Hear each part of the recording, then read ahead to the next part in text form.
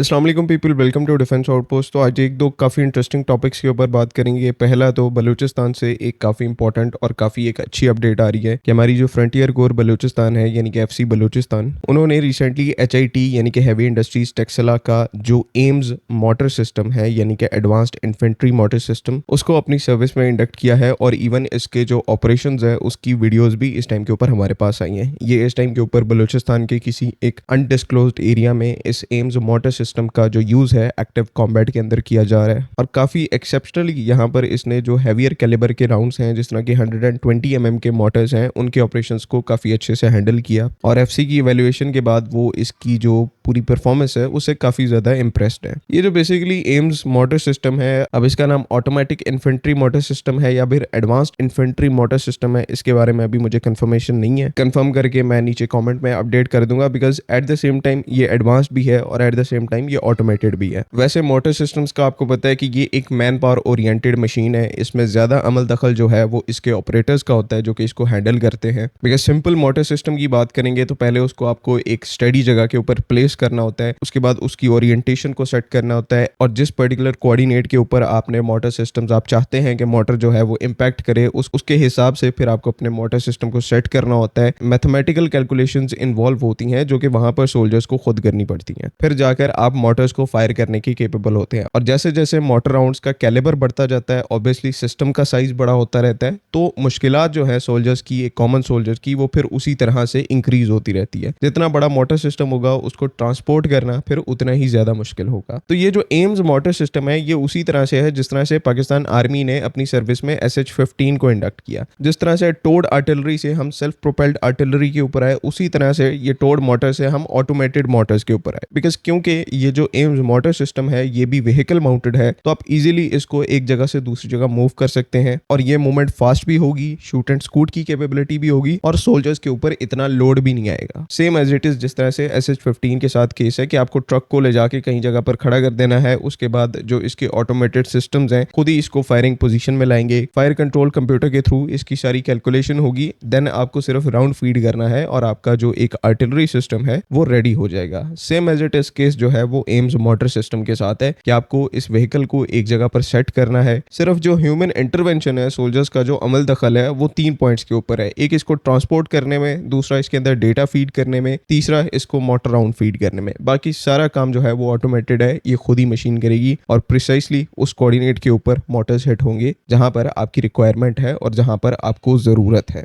Again जिस तरह से शुरू में बताया कि मेड इन पाकिस्तान सिस्टम है, HIT टेक्सला यानी कि हैवी इंडस्ट्रीज टेक्सला की तरफ से बनाया गया है। फायर कंट्रोल सिस्टम समेत तमाम जो कंपोनेंट्स हैं वो इंडिजिनस है, मेड इन पाकिस्तान है। तो ये ओवरऑल भी एक काफी पॉजिटिव न्यूज है कि एक इंडिजिनस सिस्टम को पाकिस्तान की आर्मी ने इंडक्ट करना स्टार्ट किया है। बिकॉज पाकिस्तान के अंदर जो लैंड सिस्टम्स है ना, जिस तरह से वो मैन्युफैक्चर होते हैं, पाकिस्तान आर्मी उस तरह से उनको अपनी सर्विस में इंडक्ट नहीं कर पाती। कुछ सिस्टम्स ऐसे हैं जो कि पाकिस्तान में लोकली मैन्युफैक्चर हो रहे हैं, लेकिन पाकिस्तान आर्मी फिर भी उसके फॉरेन अल्टरनेटिव के साथ जाती है। तो ये यहाँ पर एक अच्छी न्यूज़ है कि हमने एक सिस्टम को इंडिजिनसली डिजाइन एंड डेवलप किया और उसको फिर पाकिस्तान आर्मी ने अपनी सर्विस में इंडक्ट भी किया, जो कि आज एक्सेप्शनल तौर पर अपनी जो कॉम्बैट ड्यूटीज है उनको परफॉर्म कर रहा है। बाकी लास्ट में थोड़ा बहुत डिस्कशन करेंगे। पाकिस्तान ये जो ईरान और US और इसराइल की कॉन्फ्लिक्ट में एक सीज फायर करने की कोशिश कर रहा है, तो देखो ये डे 1 से हम लोग इस चीज़ को क्लियर करते आ रहे हैं। पाकिस्तान ने ऑफिशियली भी क्लियर की कि ये जो सीज फायर अटेम्प्ट है ये पाकिस्तान की अपनी law and order and security situation के लिए है। बिकॉज ईरान में जो कुछ होता है, बिकॉज हमारा वो एक लैंड बेस्ड नेबर है, हमारा हमसाया है जिसके साथ हमारा बॉर्डर लगता है, तो उसका सर्वाइवल और उसके अंदर प्रॉस्पेरिटी जो है वो पाकिस्तान के लिए बाकी सारी कंट्री से बहुत ज़्यादा इंपॉर्टेंट है।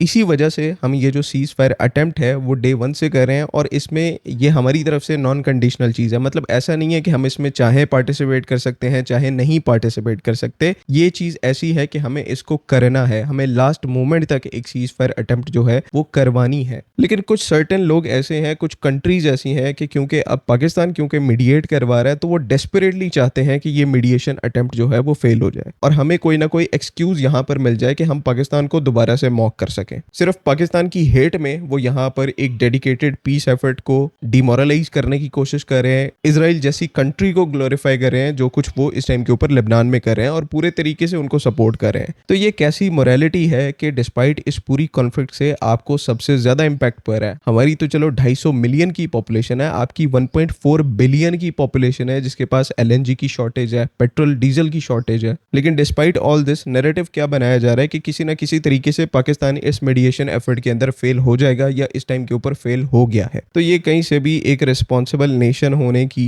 जो एग्जाम्पल है वो नहीं सेट कर रहा है, उल्टा यहाँ पर एक उल्टी एग्जाम्पल सेट की जा रही है, जो कि हमें तो ऑलरेडी पिछले कई सालों से ये चीज़ क्लियर होती जा रही है, अब पूरी दुनिया के सामने चीज़ आ रही है। एज अ पाकिस्तानी मैं अपनी स्टेट के साथ, अपनी नेशन के साथ पूरे तरीके से खड़ा हूँ कि वो इस मीडिएशन अटेम्प्ट को लास्ट मोमेंट तक कोशिश करे कि ये जो सीज फायर है ये सक्सेसफुल हो जाए, चाहे यूएई और इजराइल जैसे जो रोग एलिमेंट्स हैं उसको जितना भी अनसक्सेसफुल करने की कोशिश करें, हमें लास्ट मोमेंट तक पीस डील के लिए जो अटेम्प्ट है वो नहीं रोकनी चाहिए। इसमें हम पूरे तरीके से अपनी स्टेट के साथ खड़े हैं, चाहे ये चीज़ सक्सेसफुल होती है नहीं होती, अब ये मैटर नहीं करता। आई होप कि तमाम चीज़ें क्लियर हैं। अगली वीडियो तक के लिए अल्लाह हाफिज़। पाकिस्तान जिंदाबाद।